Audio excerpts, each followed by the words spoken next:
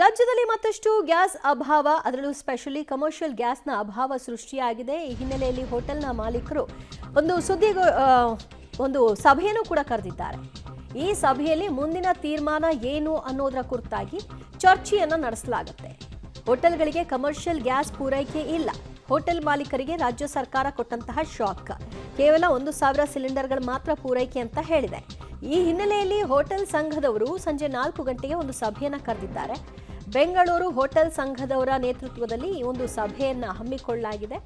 ಸರ್ಕಾರದ ನಿರ್ಧಾರವನ್ನು ಖಂಡಿಸಿ ಮತ್ತು ಮುಂದಿನ ನಡೆ ಏನು ಅನ್ನೋದರ ಬಗ್ಗೆ ಚರ್ಚೆಯನ್ನು ನಡೆಸ್ತಾರೆ. ಮುಂದಿನ ನಿರ್ಧಾರ ಏನಾಗಿರುತ್ತೆ? ಸರ್ಕಾರದ ವಿರುದ್ಧ ಅಸಮಾಧಾನವನ್ನು ಹೊರಹಾಕ್ತೀರಿ, ಇಲ್ಲ ಹೋಟೆಲ್ಗಳನ್ನ ಕ್ಲೋಸ್ ಮಾಡ್ಕೊಳ್ತೀರಿ, ಇಲ್ಲ ಪರ್ಯಾಯ ಮಾರ್ಗ ಏನು ಅನುಸರಿಸಬೇಕು ಅನ್ನೋದರ ಬಗ್ಗೆ ಮನದಟ್ಟು ಮಾಡ್ಕೊಳ್ತೀರಿ.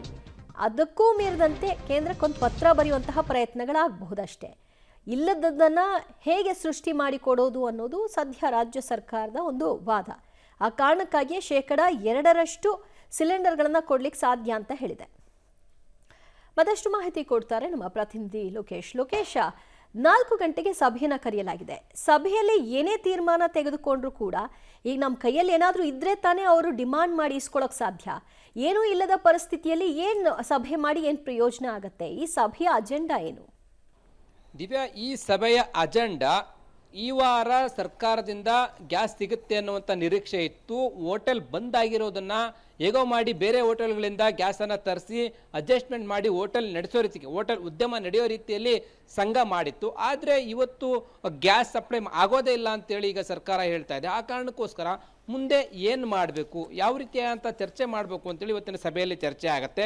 ಪ್ರಮುಖವಾಗಿ ಆಗುವಂಥದ್ದು ಪರ್ಯಾಯ ವ್ಯವಸ್ಥೆಗಳಿಗಾಗಲೇ ಸೌದೆ ಒಲೆಯಲ್ಲಿ ಮಾಡ್ತಾ ಇದ್ದಾರೆ, ಮತ್ತು ಇಂಡಕ್ಷನ್ ಸ್ಟವ್ ಮೂಲಕ ಮಾಡ್ತಾ ಇರ್ತಕ್ಕಂಥದ್ದು.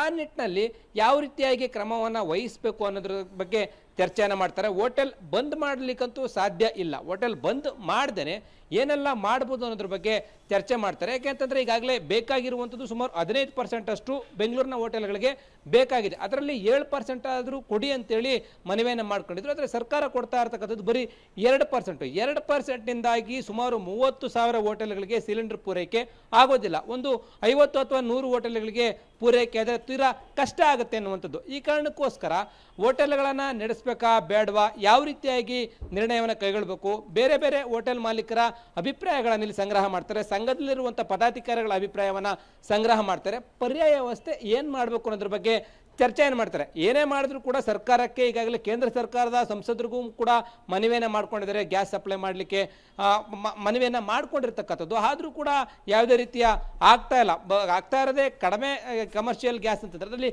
ಹೋಟೆಲ್ಗಳಿಗೆ ಎಲ್ಲಿ ಕೊಡಲಿಕ್ಕೆ ಬರುತ್ತೆ. ಆ ನಿಟ್ಟಿನಲ್ಲಿ ಇವತ್ತಿನ ಸಭೆಯ ಅಜೆಂಡಾ ಪ್ರಮುಖವಾಗಿ ಅಭಿಪ್ರಾಯಗಳನ್ನು ಸಂಗ್ರಹ ಮಾಡಿ ಮುಂದೆ ತೀರ್ಮಾನ ಏನು ಮಾಡಬೇಕು ಎನ್ನುವಂಥದ್ದು. ಹೋಟೆಲ್ಗಳನ್ನು ಬಂದ್ ಮಾಡದೆ ಮೆನುವನ್ನು ಕಟ್ ಆಫ್ ಮಾಡಿಕೊಂಡು ಹೋಟೆಲ್ಗಳನ್ನು ನಡೆಸಿ ಮತ್ತು ಸೌದೆ ಒಲೆ ಮುಖಾಂತರವಾಗಿ ಕೊಡಬೇಕಾದಂಥ ಟಿಫನ್ಗಳನ್ನು ಏನಿದೆ ಅದನ್ನು ನಡೆಸ್ಕೊಂಡು ಹೋಗೋ ರೀತಿಯಲ್ಲಿ ಚರ್ಚೆಗಳು ಆಗ್ಬೋದು ಅನ್ನುವಂಥದ್ದು ಕಂಡು ಬರ್ತಾ ಇರ್ತಕ್ಕಂಥ. ದಿವ್ಯಾ, ಥ್ಯಾಂಕ್ ಯು ಲೋಕೇಶ್ ನಿಮ್ಮೆಲ್ಲ ಮಾಹಿತಿಗೆ. ಹೋಟೆಲ್ ಮಾಲೀಕರು ಈಗ ಸಭೆಯನ್ನು ನಡೆಸ್ತಾರೆ. ಸಭೆಯಲ್ಲಿ ಮುಂದಿನ ನಿಲುವೇನು ಅನ್ನೋದರ ಬಗ್ಗೆ ಚರ್ಚೆಯನ್ನು ನಡೆಸಲಾಗುತ್ತೆ. ಪರ್ಯಾಯವಾಗಿ ಅವರು ಏನು ಮಾಡ್ಕೊಳ್ಬಹುದು, ಎಷ್ಟು ದಿನಗಳವರೆಗೂ ಕೂಡ ಪರ್ಯಾಯ ಮಾರ್ಗವನ್ನು ಅನುಸರಿಸಬೇಕಾಗಿ ಬರಬಹುದು ಅನ್ನೋದರ ಬಗ್ಗೆ ಚರ್ಚೆ ಆಗುತ್ತೆ.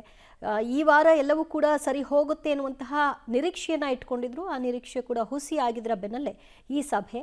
ಸದ್ಯ 2% ಸಿಲಿಂಡರ್, ಕಮರ್ಷಿಯಲ್ ಸಿಲಿಂಡರ್ ಕೊಡ್ತೀವಿ ಅಂತ ರಾಜ್ಯ ಸರ್ಕಾರ ಹೇಳಿದೆ.